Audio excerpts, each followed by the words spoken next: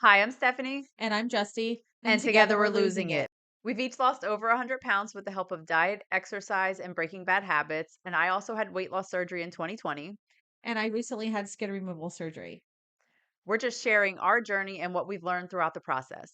And we're not doctors, so if you have any medical questions, reach out to your doctor.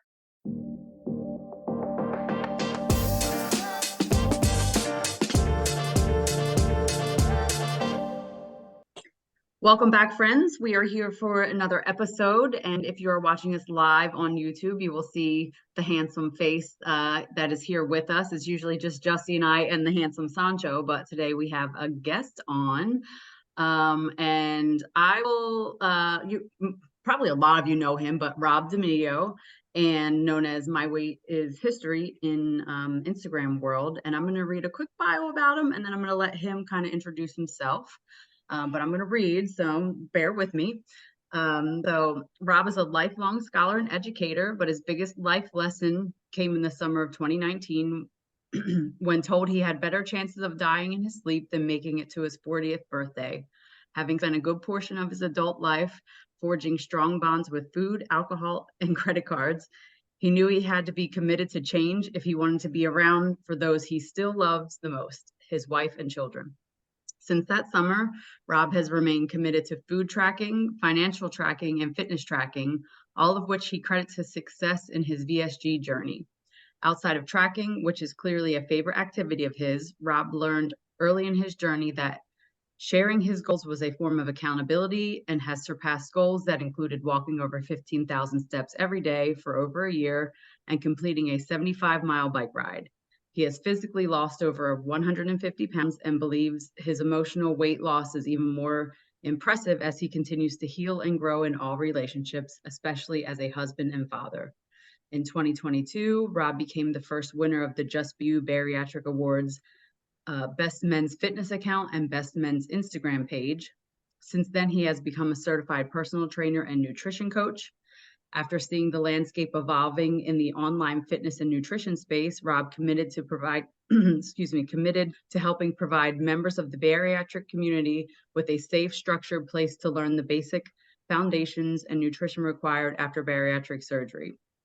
From this insight, Rob founded Busy Bariatrics, an online fitness and nutrition coaching company that focuses on helping his clients learn to incorporate foods and movement into their everyday lives. And I'm just going to say that reading that, when I first read it, I was like, I've been following you for years, Rob. But just reading it all, like having it all compacted into like words and in like, it was just, it's a lot. And I saw your 75-mile bike ride and, I was cheering you on and just like everything. It's just amazing what you've accomplished. And so with that introduction, I'll let you kind of speak to, I guess, what we want to know is what led you to bariatric surgery in the first place. I mean, some of it's summarized in what I read, but from your mouth. Yeah, thanks, Steph Justy. And it's funny, my wife is the editor of that. It's one of those, if anything sounds more profound than it is, I promise you my wife proofread it. Um, because it's one of those where I had to do a bio for like a couple of these things that they keep putting me on. And I was like, I never knew what to write, so my wife helped me with it. But I essentially was told I was burning out a medical grade CPAP. And in true fashion, I did like the big man move of, well, we'll just go to the next size up. And they're like, no, you don't understand. You're now getting to a point where like you're waking yourself up and stopping breathing. Mm. So essentially, they were like, if this doesn't change, like this could lead to your death, even on the CPAP machine. And I was like, oh, you mean like when I'm 60? And they're like, no, like when you're 40. And I'm like, well, I'm 36. And they're like, yeah, like when you're 40. So I realized I had to make a lot of changes really quick. It was a summer appointment because teachers do all their doctor's appointments in the summer. I came home. My wife asked me how it went, and I said, everything's fine. I ran downstairs, and she's like, what are you doing? I'm like, I got to work. And it's a teacher in the summertime. So there's literally no reason that excuse would work. And I Googled fastest way to lose weight. I went through 2 pages of detox teas and cleanses and Herbalifes and Optavias. And then I found like a medical grade thing, and it was bariatric surgery. And I signed up for my first appointment. I went through the pre-op program. I lost 50 pounds on my own. When people say like, well, how did you do that? It was simple things. Like I went from having 4 slices of pizza in between lunch and dinner to like 2 slices of pizza. Like not even eliminating pizza, just 2 slices of pizza in between the 2 other meals where I had the opportunity to have pizza. So yeah, I'm always amazed that I'm here at these days. And I turned 40 this year. So it's a special year.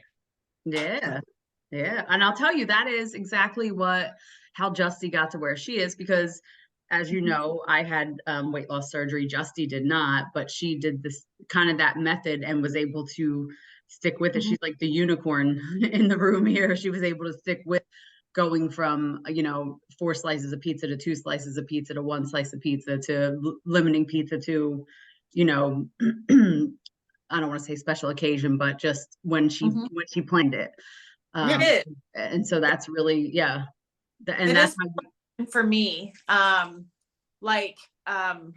always wonder when I hear about people who have lost, like 50, 60 pounds before they had the bariatric surgery. I always wonder if you had a second thought of maybe I don't need this. Maybe I can just continue my path. Yeah, it's funny because my surgeon has the same sense of humor as me. Like Penn is really cool in the sense of like it's almost like I don't know, like an adoption agency. Like you go to like this big hurdle call of like 100 people, and it's like 5 surgeons, and each surgeon gives like a 5-minute pitch of like, this is why you might want to use my surgeon. And the last guy who went was Alan Sherrick. And he was like, I'm going to be real honest with you. If you need this surgery to make yourself throw up to eat food, you have a bigger issue than anything I can do for you. You need therapy. But if you feel like this is the way to start, we could do this. And I fell in love with him ever since. And because I would go to these pre-op meetings and he'd see the weight getting lost, you see your surgeon like right before they wheel you into the OR for everything. And he's like, you lost like 55 pounds. That's really good. Do you think maybe we don't even need this surgery? I'm like, yeah, I don't know. He's like, screw it. We did the insurance paperwork anyway. Get your ass back there. And, so we went from there. Yeah. Yeah, that's awesome. So one of the things that I've had you on a list of people to talk to, and I just had to see where we wanted to fit you in. And then it clicked instantly when I saw you start talking about the bariatric Bers. Yes. And I'll let you dive more into that. But Justy and I recently talked about, we had I guess it was 1 or 2 podcasts ago, finishing out the year strong, and we kind of just talked about how to get through like the holidays, because the holidays start, and actually that was the last one. The holidays start now, like Halloween, and I made the cardinal sin of buying a bag of jumbo, Costco size Halloween candy last month, and it obviously has been opened, and I know better. So it's one of those things where it's like I was able to speak to it on that last podcast, but talking about that and hearing you talk about it with Brenda on that call for ProCare, and then just seeing you post things about it, I'm like, this is it. This is the spot where we bring Robin. So talk about bariatric Bers for a minute. And I explained to Justy, you know what? He calls it bariatric Bers, but guess what? It's for everybody. It's for you and it's for me. You haven't had surgery, but you go through the same struggles. So talk a little bit about that for us. Yeah, I kind of want to talk about Costco first with the candy. Can I just tell you, like, that's a sign, like, tell me you've had bariatric surgery or you used to be an obese person. Like, the marketing is perfect. Like, it's like they hit October 1 and they're like, hey, we're going to sell you a pillowcase full of Reese's cups for like $2. But like, remember, the week of Halloween, it's going to go up to $3. And like, it's like, oh, I need to save $1. And then you'll eat like 7,000 calories worth of Reese cups before Columbus Day. Like I used to have the candy before the candy purchase. You know what I'm talking about? Where it's like, oh, I'll buy these Reese cups because they'll totally last 31 days. And then I'd get to Columbus Day and be like, I have none of this candy, but I have a lot of shame. And I realized from looking at a calendar, that's where the Bers come from. I always joke it's the bariatric Bers, but it's for everyone. It's September, October, November, December. Essentially what happens is this is the time, if you look at most of the data, people start to just fall off track. And there's a lot of reasons that comes down to. It starts to get colder, so people are feeling the seasons. happens. They want to sleep in a little longer. Daylight savings time happens. But it's also like our schedule starts to crunch and condense in. So the first things that always go are nutrition is number one, and then fitness is going to be number two.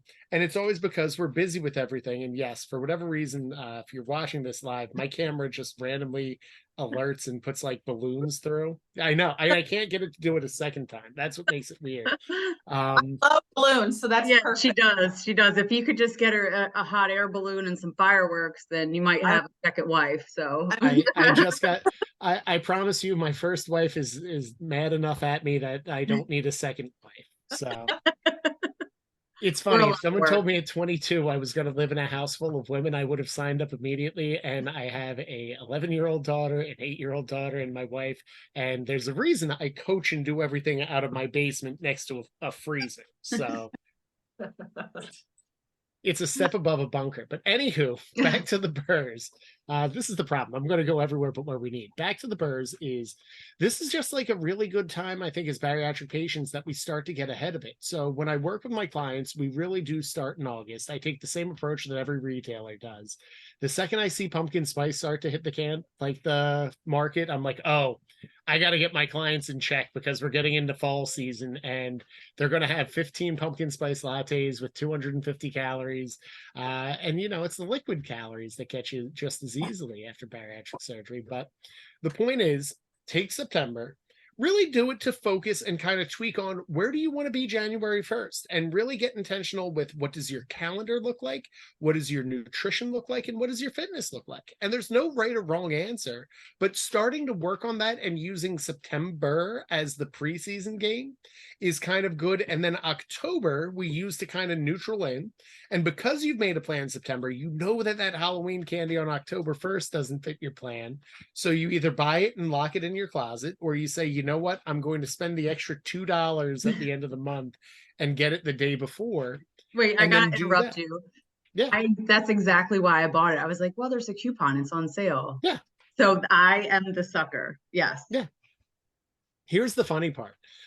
So you can gain like a pound or two by eating like a bag of like Reese cups. So think about it, like how much do you pay for a personal trainer, a nutrition coach, or bariatric surgery to lose 5 pounds? It's got to be more than whatever the $2 savings are. But you're talking to someone who made like Whopper Wednesday a part of their lives because I got 2 Whoppers for $5. So my cheapness almost always will overdo my fitness and nutrition before bariatric surgery. But yeah, like we were saying, so October, we kind of spend that time. Let's retool, let's build our schedules, let's get intentional. And Halloween's like a really good litmus test for bariatric patients because this is the first time decision fatigue is going to wear in of you're surrounded by candy. It's going to be on people's desks. It's going to be on everything. So like having this time to realize how much can you surround yourself around food and what foods do you need to say, look, this can't be in the house. This food can be in the house, but in a portion. And this food I can be around. Halloween's a good gauge for that. And that really gets us primed into Thanksgiving and Christmas and Hanukkah and all our other December holidays. So it kind of works in this perfect thing of now you've started to build these balances and boundaries so that when you get to January 1st, you're not doing New Year, New Me. Yes, exactly.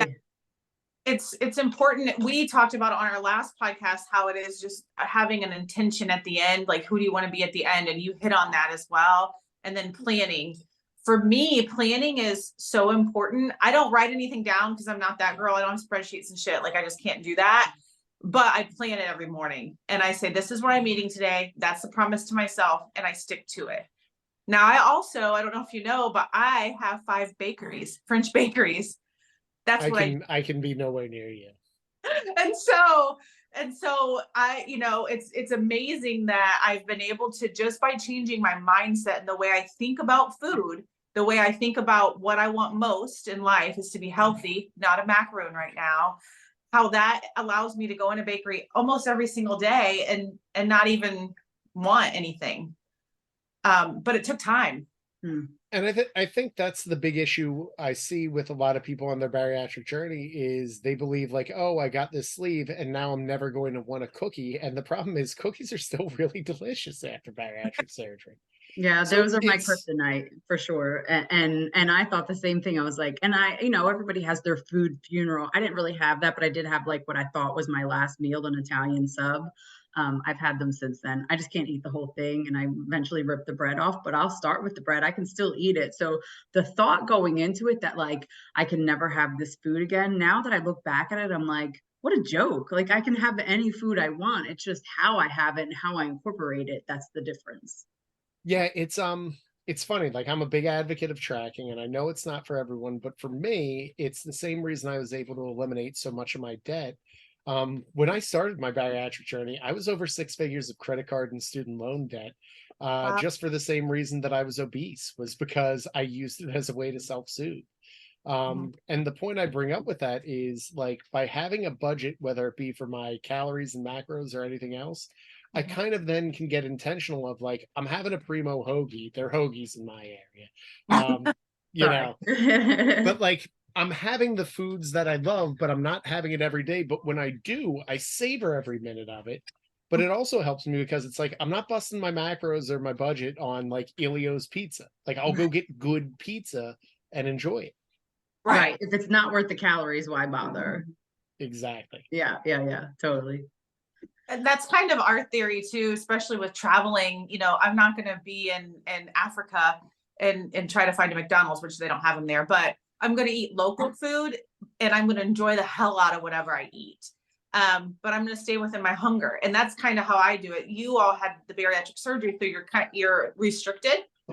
I have a full tummy, so I just have to stay within my hunger, and so I know what amount of food I can eat until I start feeling that full feeling. And I never want to feel the full feeling. So that's like not a good feeling to me, because it's your body saying, hey, you just ate too much. And then we do it again. And we actually go after that feeling when we're obese and not really working on our health journey. So that's really interesting. Like all three of us, different stories, different things, but we still have the same way that we live our life currently. Yeah, end of the day, it's the same mental game, and we still have the same feelings. We just get that feeling of fullness a little faster than you do. And it's one of those things, I worked this year with Kim, Active Bariatric, is my dietitian. She's phenomenal. And Steph, I love her. your I love her. episode is great. But we got up to 3,600 calories a day at one point. So it's funny. I used to be able to do that on an NFL Sunday before like kickoff. And now like to eat a healthy, clean 3,600 calories on a bariatric stomach means that you're essentially constantly eating, stopping, drinking, eating, stopping, drinking. But like at this point, I really don't feel the restriction I did at the beginning of my surgery. And I don't say that in a mean way. I say it because I've done the head work, because I fixed my relationship with food. It's still a struggle, but it's much better than where it is. It's small things like what Justy said of like listening to your hunger cues, chewing your food, which like I always feel weird. Like whenever it's like, how'd you lose the first 50 pounds? They gave me like the most basic bariatric behavior goals at Penn. And it's like really like it's messed up when you really think about it afterwards, because it's like, oh, well, what was their top tip? They're like, oh, like chew your food. It's sit down while you eat. Yeah. It's not rocket science, but it's things as someone who used to shovel food over a sink while I was on the go. It was definitely revelatory for me. And it was just life changing. Well, you're talking to two restaurant girls, so shoveling food over a trash can, a sink, maybe if you could pull up a milk crate, whatever you could do. It's dead food, and a lot of times we ate kids' meals, so it's chicken fingers, like whatever you could quickly shove it in and keep it moving. And chewing, believe it or not, is important. I didn't realize it until, more recently that I did literally inhale food. Yes. Barely chewed it, and you eat it so fast that your stomach doesn't have time to tell you like that's enough, like that's plenty. Well, and digestion starts in the mouth with your saliva, and it starts to break down. And the more you chew it, the easier it is to digest. But yeah, I used to joke is before we got on, I was even saying like I wanted to be in the restaurant business. I think it's because I heard like you just shovel food in the back over a trash can. I'm like, I do that and nobody pays. Like, It the funnest job. Like I miss being like in restaurants and like cooking every day and that sort of thing. But it is definitely a very unhealthy environment Oh yeah. because always around food. We're around people who don't really fit into other jobs. We're misfits. Slightly crazy. Right. And we pride ourselves on working clopins, getting 5 hours of sleep, like working Pulling a 16. 15-hour shift. Yeah. So it's just it's an unhealthy environment. And we were just in it for so long that I guess I didn't realize it was so unhealthy for sure. And so much alcohol involved. And I'll tell you, I just quite literally came back from a work trip and I did 15-hour days and I was on no sleep. I did go out and have a couple drinks and on my flight, several flights and delays home, it was sinking into me like, God, I'm so grateful that I do this like periodically because you get sucked into it. It's like, oh, we're all going over to Bar Louie and getting drinks. And I'm like, okay. And I have a margarita and I'm like, no, this isn't our life anymore. This is not our life. But that's not to say that I can't, I'm not going to go be like a, lame and not go and meet up with everybody. I don't get to see them often, so it's like you still go and do and have the fun things. But if that was still my life on the regular, I would still be over 300 pounds because that's what every single day was like. You get off of this long ass shift and you go to the bar and you eat bar food and you drink your face off so you don't have to feel your feet anymore because they're on fire. Well, it's a way that you're self-soothing afterwards. Yeah. It's your body saying it's safe, so it lets you open the valves in. And working as a teacher, um, at I guess the highest weight and my lowest point in my life, I was drinking like 5, 6 nights a week. And Mhm. I'll just put it how it is. I'm not like my wife can buy a 6-pack of beer. She can have like half a beer, put it back in the fridge. She'll have the other half flat like the next day. Like a 6-pack of beer would last her an entire week, if not 2 weeks. And they could be in the fridge and be fine. The second I put the beer in the fridge when I was 365 pounds, it was like that telltale heart, like dun dun dun dun. And it would be like, oh, I'm just gonna start drinking. And next thing you know, it's like, oh, I had like 12 beers tonight. And then it's like, well, I'll do it again tomorrow. And turns out you don't want to work out after you have 12 beers and go to Right. bed on 4 hours of sleep. So Right. Well, speaking of that, that's a great segue into talking about, I guess, your activity and your fitness. And I know that has come a long way for you. So tell us how that has changed for you since, pre-op, post-op, and even post-op from, I know you've come a long way and you've been working with Kim and I've seen the progress. So talk a little bit about that. So yeah, it was I was lifting 5 to 6 days a week. I was doing 15,000 steps a day. I was doing yoga 4 times a day. I was essentially like running myself raw, trying to get the last 20 to 30 pounds off, sitting at 210, looking like a greyhound and being absolutely miserable with a lot of my choices. And my nutrition looked about the same. I was eating about 1,200 calories. I was living on cod and broccoli, and nothing wrong with cod, but like every day and just not being happy with it. All work and no play made Jack a dull boy. So it was one of those things that as I continued to work and develop, I got to work with Kim and we started getting really intentional about not just fuel what you eat, but when you eat and how you go about handling it. And through that, I was able to put on solid muscle, change my physique. I'm lifting at a rate that I'm happy with. I do cardio as I need to, and I'm probably the happiest I've ever been in my body after bariatric surgery. Yeah. And you look great. I mean, Thank you. it's like watching your progress. So you lost a bunch of weight, you look great. And then, you did the bulking and the cutting and it's just like, yeah, like it shows, it definitely shows. And it's like, I'm so proud of you. Like just watch it. And we didn't even meet until a couple weeks ago, but I know. I've known you, but I didn't know you, but I know you. But just like super proud to like see it all come together. And it's like, you have to feel amazing after all of that.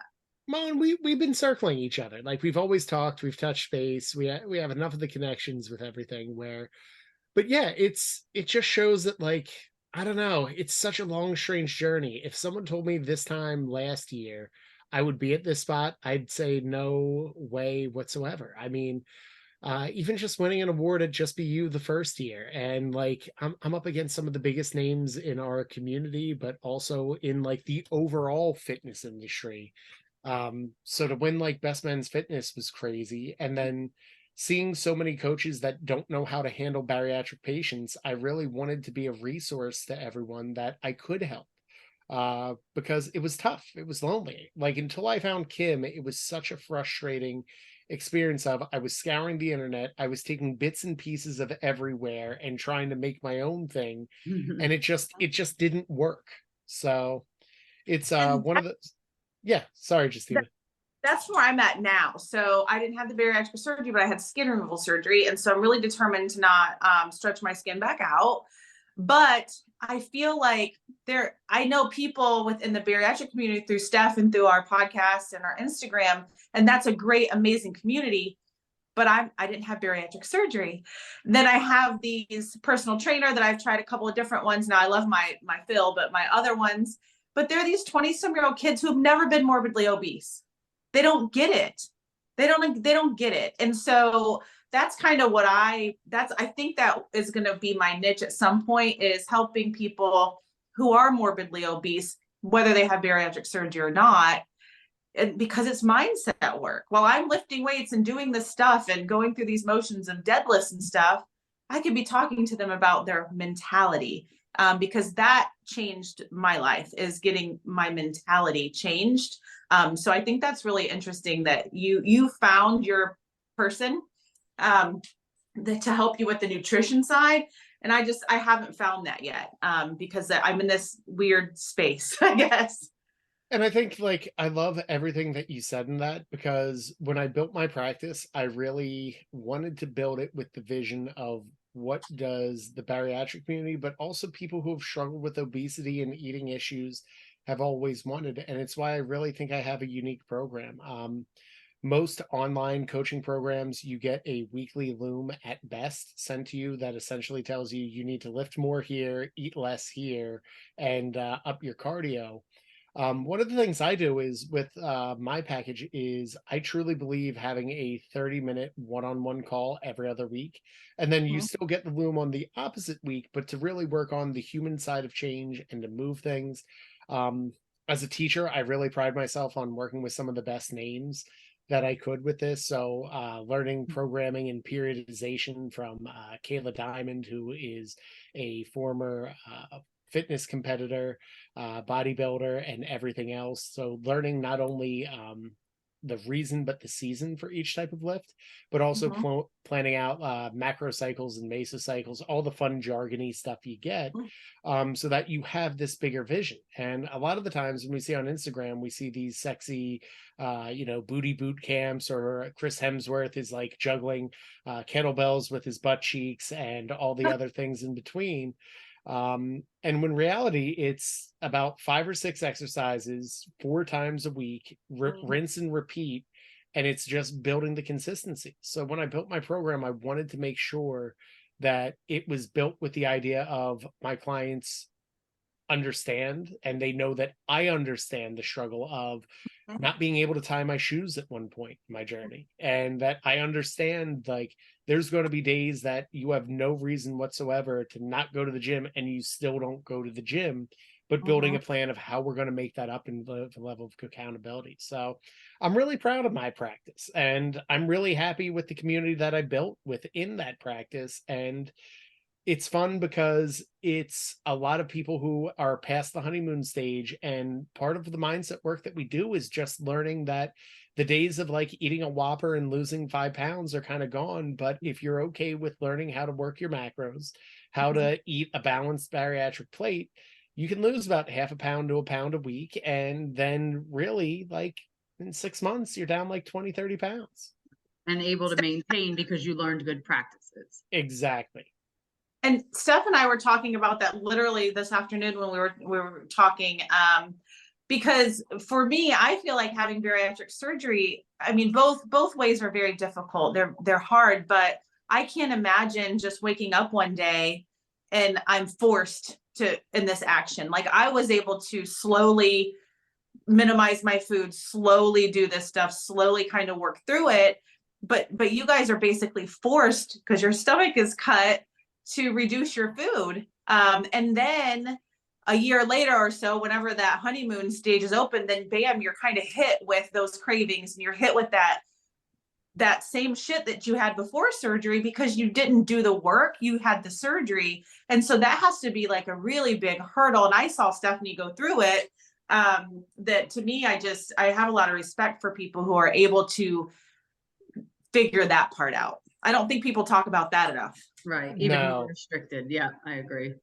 And like, I think that's where I realized I had to work with a therapist and do a lot more work. Was I had surgery the Monday after Father's Day, and I count my surgiversary like that. It like it's like the President's Day. There's not an actual date; it just follows the calendar. Monday after Father's Day is my surgiversary, but that Monday, I had surgery, and the Monday after July 4th, I tried to eat a Whopper, and that's not healthy Right. at that stage. It's actually borderline dangerous, and Right. that was when I realized I had to do head work. Mm-hmm.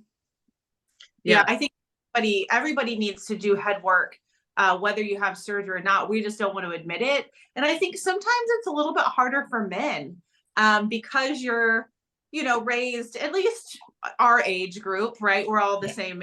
I think you were raised differently than I think men are being raised now, with that sort of machismo type thing. So you talked a little bit about that. I know we don't have a ton of time, but a little bit about that, because I think it's really important. I think as men, a lot of the times we suffer in silence, or we're not comfortable sharing our emotions, and it's something I still struggle with today. Like, for someone who posts daily on Instagram, I still struggle with giving vulnerability. Like, I still struggle with going into a dressing room and trying on clothes. Like, it still is not fun for me in a good shape. Like, and I think the problem is because men will get labeled certain ways if they share those emotions or feelings, or it'll be looked at as a sign of lesser than, it's less likely to share. But I do try to share that, like, I've lost 150 pounds. I'm in the best shape of my life. Like, Steph's seen me in person. I'm not out of shape by any means. Mhm. But then I'll go into a dressing room and I will focus on the loose skin that causes my love handles to hang over. I have saggy breasts just because, I'm at that age, plus like loose skin. And I still focus on those things, but it's tough. Like, one of the things I've had to work with in therapy is I can be so successful with 85% of my journey, and I beat the shit out of myself over that 15%. Mhm. And it takes work. I can't stress enough, if you're a man listening, like, I go in and I will talk to my therapist about, like, why am I so pissed after winning an award that I wasn't as tall as someone, or I wasn't as strong as someone, or I don't have the following of someone else. And it's like this dumb comparison game that, like, they're all happy for me and I'm not happy for me. And it's a constant struggle. But it's something that I hope, like, with me sharing my journey, more people understand, like, that's common. And I believe that's more common than not, the more I go into the community and I talk with people. It's common for women as well. And a lot of times, as I'm a perfectionist, and I'm a lot like you. If my trainer tells me I'm going to do 6 to 8 reps, I'm doing 10. Like, Yeah. that's just who I am. And Steph is the same way. And yeah, I think I for years, and I still do it, even after my skin removal surgery, I pick myself apart. How can I be better? How can I do better? But that also is a blessing. It's a blessing and a curse at the same time. You have to manage it, definitely, but it's the reason why, after doing 15,000 steps a day for over a year, I'm like, I want to done a 75-mile bike ride. It's like, I want to see if I can PR on my bench, squat, and deadlift. And I'm lifting more than I was when I was a varsity high school football player. It's if it's done improperly, though, it can drain you in the worst way possible. Yeah. Yeah. All right, well, we're wrapping up here, so let's I want to touch on quickly. So Busy Bariatrics, love the name, and what ties along with that. So that's where we'll post it in the show notes too, how people can find you there at Busy Bariatrics, where to find you on Instagram, but also you have this really cool no cook cookbook. So I'm going to give you 30 seconds to take that away before we close out. Yeah, I had like no time to cook. I was on the road for like the last 2 months nonstop. So I've relied solely on prepackaged proteins and meals that you can get in local grocery stores. So it's 30 recipes that literally aren't recipes. It's a no cookbook book with no recipes. It's literally you can buy these things, heat them up, and it will fit your macro goals based on where you are in your bariatric journey. It's totally free. Go to Busy Bariatrics and I will send a link out to everyone who listens to this. Or just DM me at my latest history. I know we're like right at the end. We are. Awesome. Well, thank you so much for so joining us, much. Rob. Yeah, I really Joy appreciate was all mine. Seriously. it. Thank you, ladies. Awesome. Get some sleep, guys. Yes. Good night, everyone. All right.